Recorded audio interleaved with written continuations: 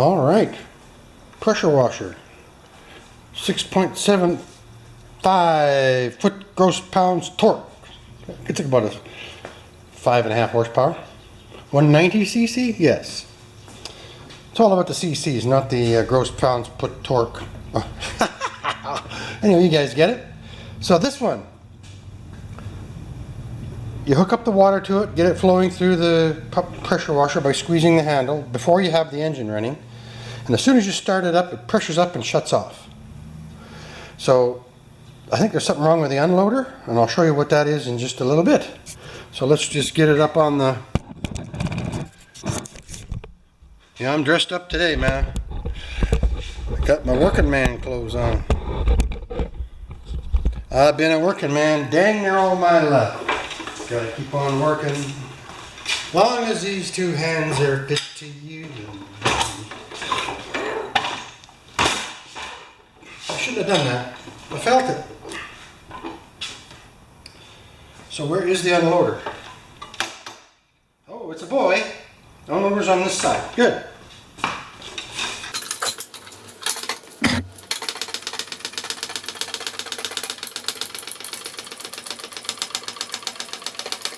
Good.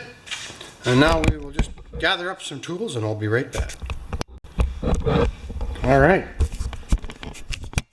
So this is the bottom of the pump. We'll stand back and give you a look, right? And I think it's the unloader. It's probably dirty. And I'm going to take it apart. Okay, so the fresh water from the house pressure comes in probably anywhere from 25 to 50 pounds PSI, pounds per square inch. And if it doesn't get pressured up and out the high pressure side, it just circulates inside the pump. And that's, if it gets too hot, it pops the thermal relief valve, and that's pretty much how they work. Kind of like a little square of water circulation.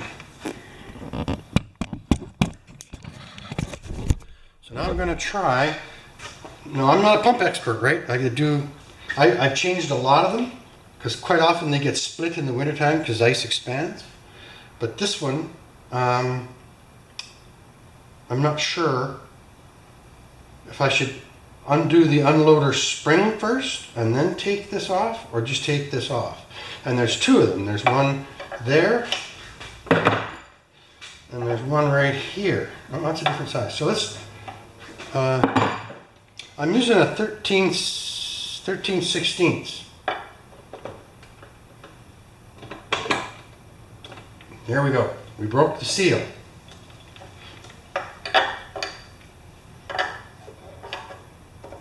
Oh, that just fits on there too. So I wonder if that's 18 millimeter, 21 millimeter. Just have another look here. Just hang on, guys. There we go. We can even use the ratcheter.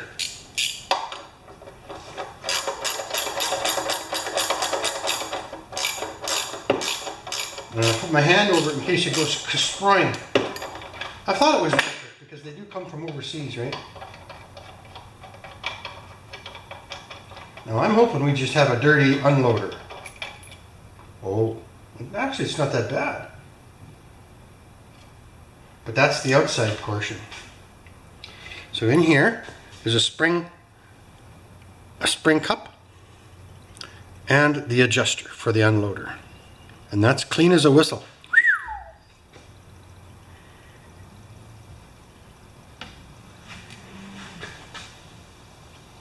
Spring, nice grease on it and everything. No leakage, no rustage. Isn't that cool? Okay, now we gotta get the big boy off of here.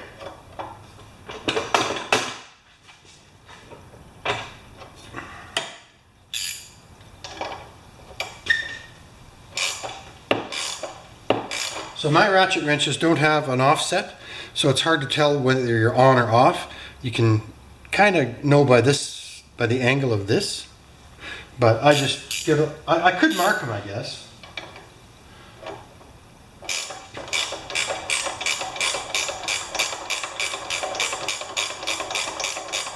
I really hope it's just a chunk of dirt.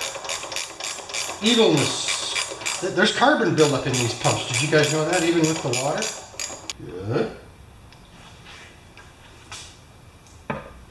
Okay, flashlight time.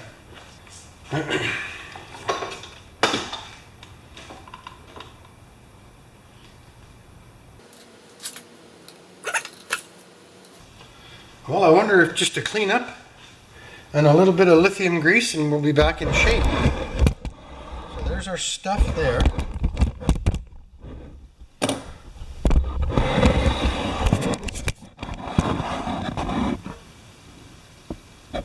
Unloader spring adjustment cap.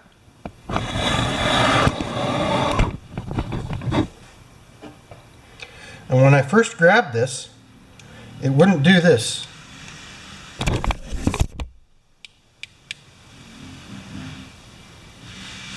Ah, and there's holes. Okay, I think it's time to take this bad boy apart. Boy, everything's in good condition, really. I bet you this hole, there's a little tiny hole right there. Right there.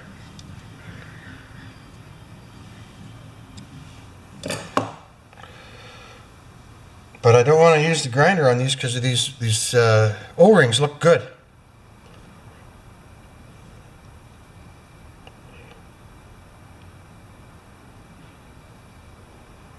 So first thing I'm going to do is get my doctor kit for carburetors and see what I can feel in there. My neighbor collects 1965 Beaumonts, which are the Pontiac version of the Chevelle, I believe. Correct me if I'm wrong, please.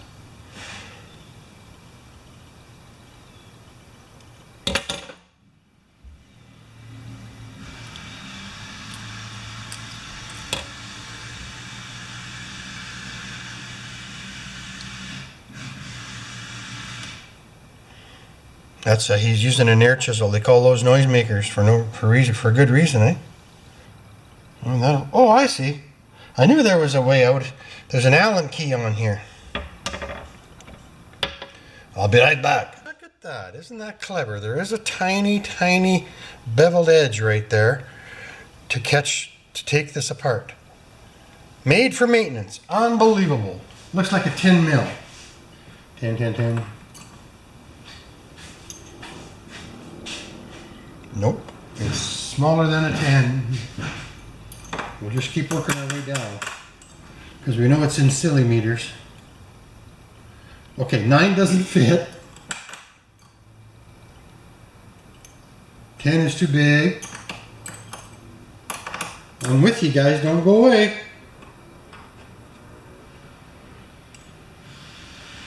3/8. Man, pump stuff blows me away. Okay. Let's undo this if we can. Oh, that's good. And I believe this was sticking out like that.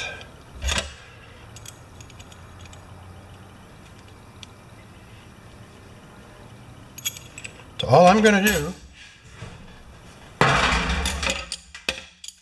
is clean all this up and put some silicone back together. So that's number 1.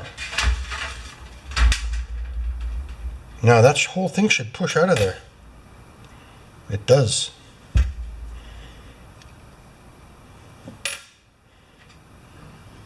It's pretty clean, you guys. It's not even dirty enough to do too much washing on it. Okay, now I wanted to see. Oh, stay there, you dog. I wanted to see if this hole goes all the way through. Yes, it does. Okay, so I'm just gonna, boy, I gotta be careful. Maybe a small wire brush, brass brush.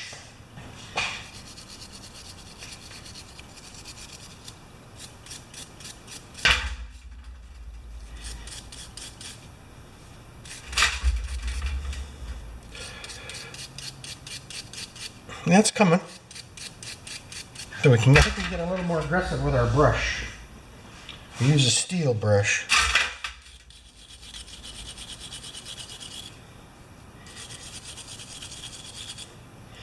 So I think it was just sticky.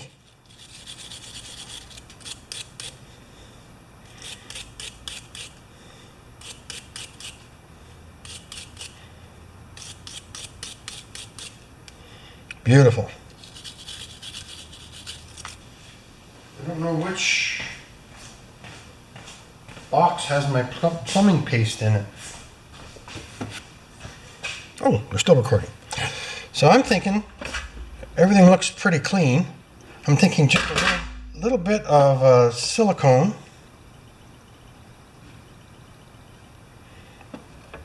Same silicone you might use in a tap, eh? Like a house tap. Good. Now, wipe up. I think it's pressuring up. I think the piston portion's good. And it's pressuring up from being over pressured. There we go.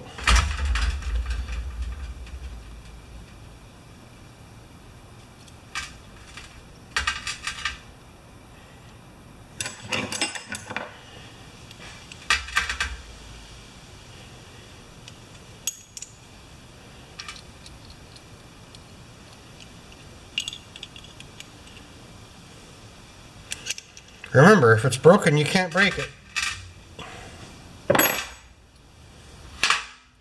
And this was in here with that little bump staying up. Put a little silicone on that bad boy.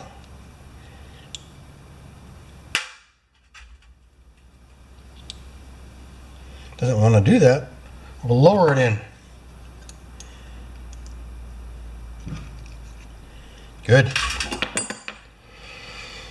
All right, I think that'll do it. Do we want to stick the whole thing together now? Like, this grease is absolutely perfect, you guys.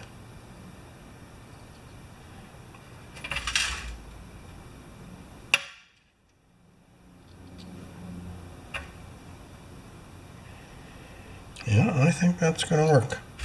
So let's keep that out. And we'll just put this back in, and it might have just been stuck.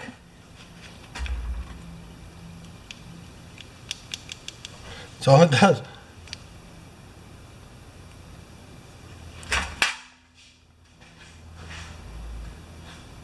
So now I am just putting this back in. I'm so amazed with the lack of corrosion that it's almost kind of scary.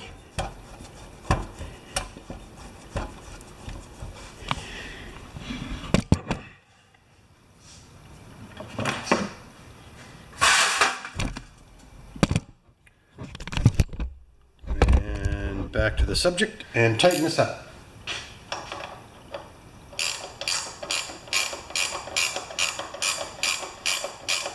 This is so clean, I don't even know if I found the problem.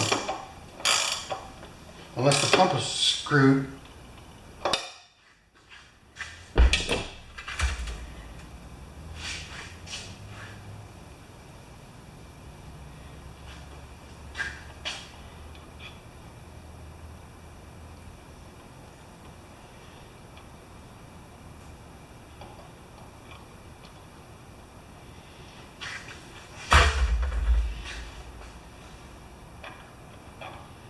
No, I'm not trusting that. You got to feel good about what you're doing, or you're going to have problems. I guess that'll work. Just have to be careful upon insertion of spring. Good.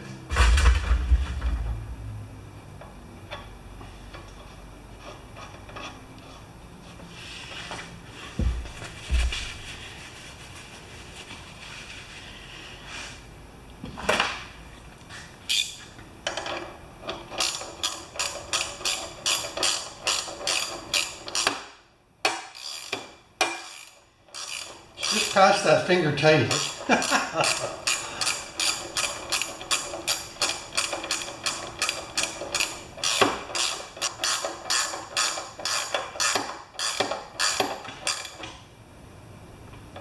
That's her.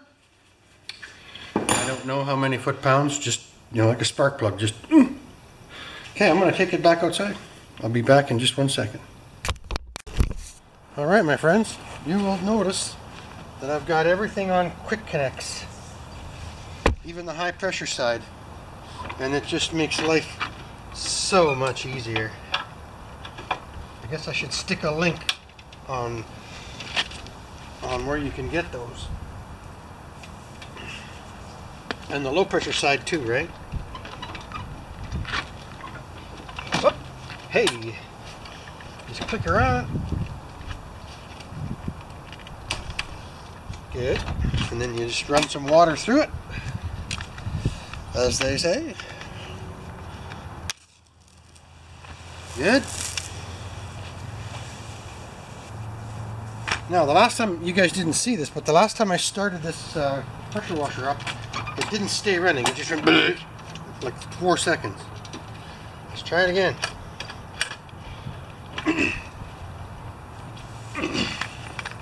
I am going to make it a little bit easier on it.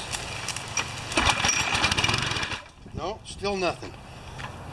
So that was not our problem.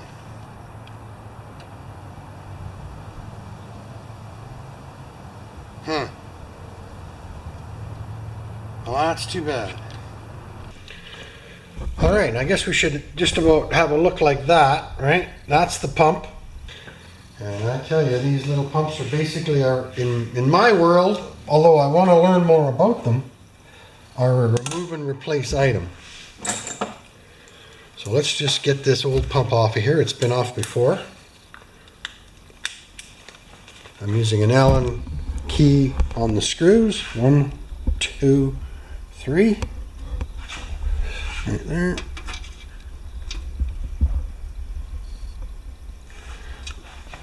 Hope you can see that. Right there. Yes, 1, 2, 3. We'll get that pump off of there without spilling the motor onto the ground. All good, you guys are good with. You guys can handle it. So we'll do the top one last. I've learned that one the hard way.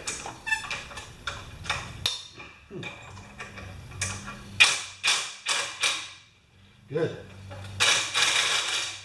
1.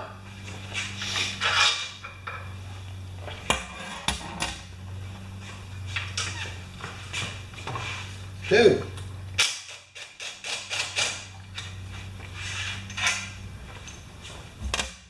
'Now this is the biggie because the engine could come with it. So I'm actually going to turn it up and take it off the blocks. Just for now.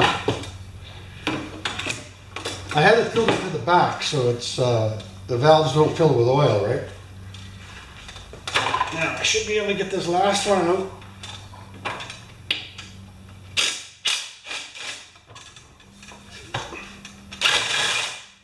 Beauty. And the whole thing just fell right out.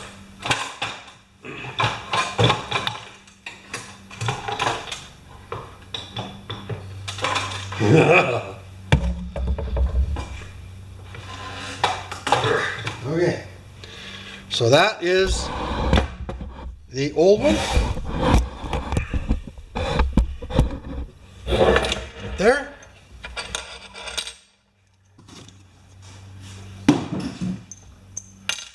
And this is the new one. It just doesn't get any better than that, huh? Now what we're doing is a simple conversion. So I'm going to take this. This is one of the pressure adapters, because all of the hoses around on any of the pressure washers I work on have high-speed adapters for the hoses, so you don't have to go on your hands and knees on the concrete.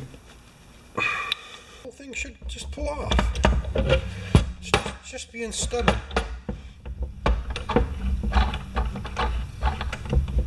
There it is. Whew!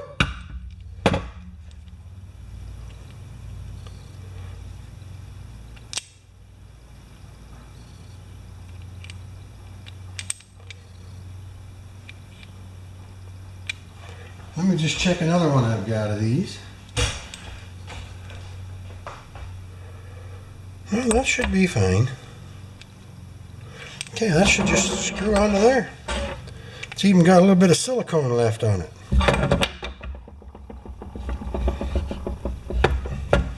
with me, right?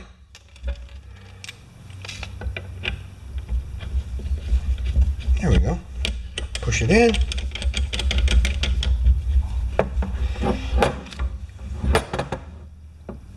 Good.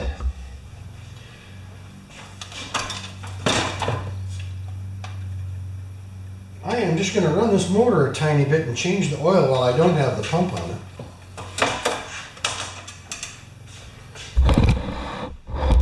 Because they're stationary engines, you can do that. I'm just going to get the key off of the shaft so it doesn't fly off. Now this new pump, just like the old pump, has a hole in it for changing the oil. But it's going to be a lot easier for me to just change the oil the way it is. I just got to get this keyway out of here, which I've had off a couple of times too. And I think this one's an automatic choke.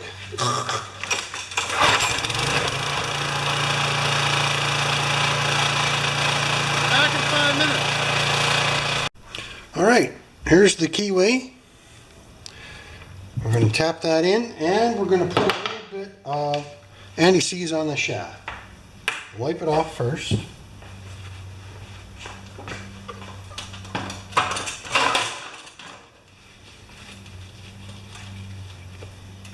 Spin her to the front, if I can. That's good enough. Okay, and the shaft.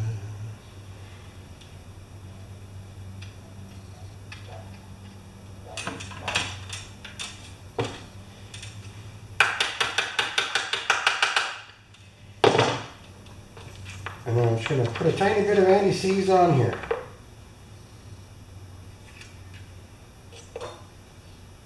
You don't need much of that stuff. So whatever I can scarf off my finger, I'm going to stick inside the shaft of the new pump.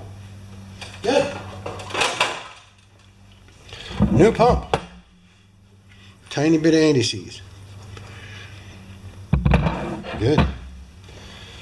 All right. This was the last bolt. Now it'll be the first bolt. I think, yeah.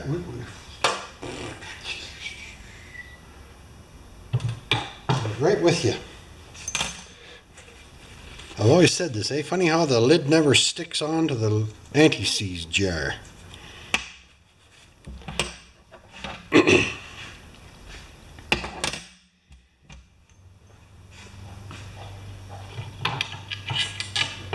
I think, oh no, it goes to the back. Sorry. There's no oil in it now, so we can tilt it, but I'd love to get it started. It's a game of Tetris, excuse me. There we go, that should work. Touch the shaft. Yeah.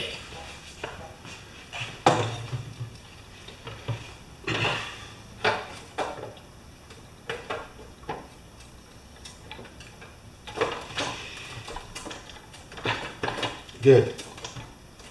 Now, one bolt is all we need.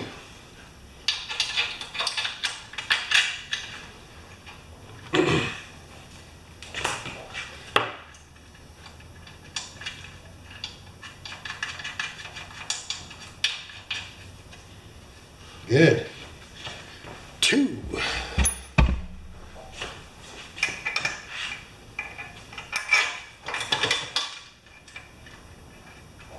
And I don't have oil in the motor yet. I thought it would be a little easier on everything to put oil in after I attach the motor to the frame. Now this one's a long guy.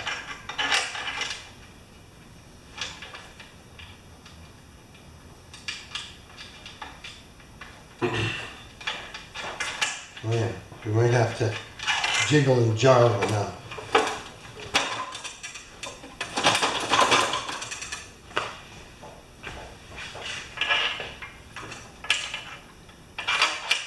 Yep.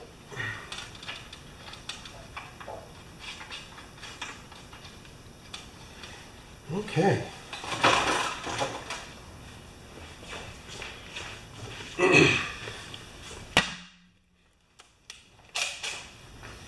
I'm going to just tighten one.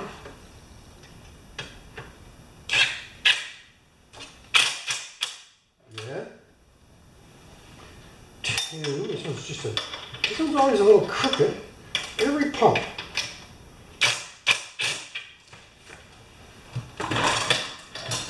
Close enough. And then the last one.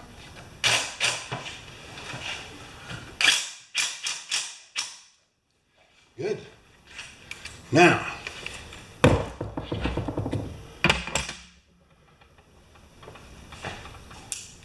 just to see how tight they are now. Good.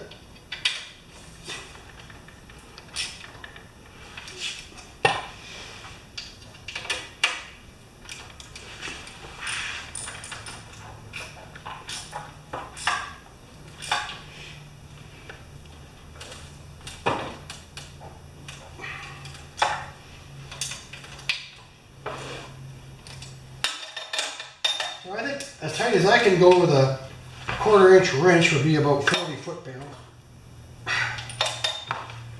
Now, do we use the new hose or the old hose? Let's use the old hose for the soap injection system. Because it's all hooked up to the tank and everything, eh? Right on, that's it. So I'll just show you what I did. We'll lower this back down. I got it onto the shaft with anti-seize, and then the 3 bolts, 1, 2, and 3. This was the last one I undid. And it says in the instruction manual that it comes with oil in the pump. We have to have faith, right? And let me just get rid of the oil. Looks not bad, right? Probably 5 years, but I mean, when you're using a pressure washer, although this gentleman does work on some, what you call commercial residential sites, you know.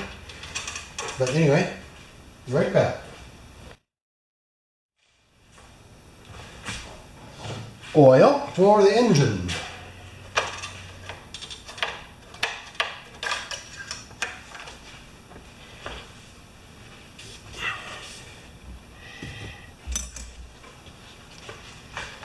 Half of a liter. That's easy to measure.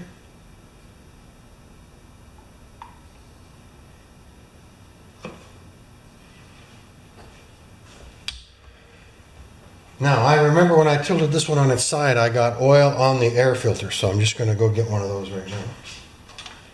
And we might as well have a look at the spark plug while we are fooling around. Let's put that back there. Put that in there and let it settle down, and I'll just go find a filter.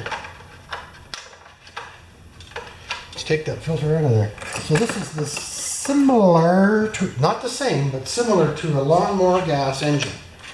And guys, you cannot, these aren't the same. These have a built-in flywheel, and a lawnmower engine does not have, they have a aluminum flywheel, not a cast iron flywheel, or a heavy flywheel. These ones have a heavy flywheel because you don't have a blade.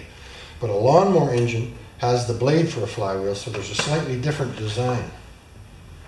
Did I get you? So the next time you see us, we should be spraying some water. Just got to change this air filter. Okay, my friends, here we go. Changed oil, new air filter, new pump. Expensive repair.